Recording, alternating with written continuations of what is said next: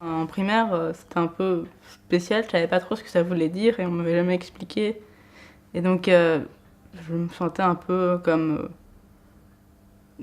débile parce que voilà, c'est comme si on disait, comme si on disait t'as ça, mais on t'explique pas ce que c'est.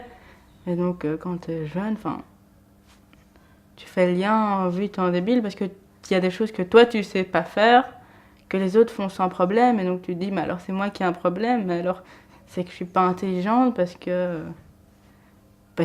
eux ils arrivent à le faire alors que moi j'arrive pas à le faire, que c'est pas normal, que eux c'est sans problème et que moi il me faut tellement d'efforts, qu'est-ce qui se passe, pourquoi, et je posais ces questions et personne ne pouvait me répondre. Ou alors j'inversais des lettres dans les mots où j'écrivais encore en miroir, et donc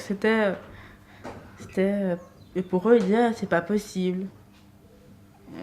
Moi je voulais bien faire des efforts mais j'arrivais pas à pas le faire.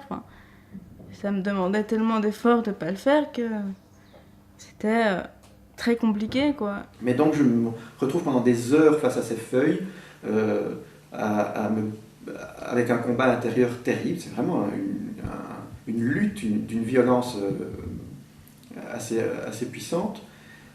Et cette incapacité de me mettre au travail parce que je sais que je vais devoir me confronter à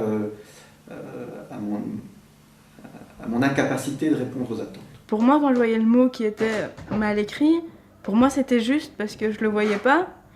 Et il me le soulignait, mais il m'expliquait pas ce que je faisais de mal. Et donc,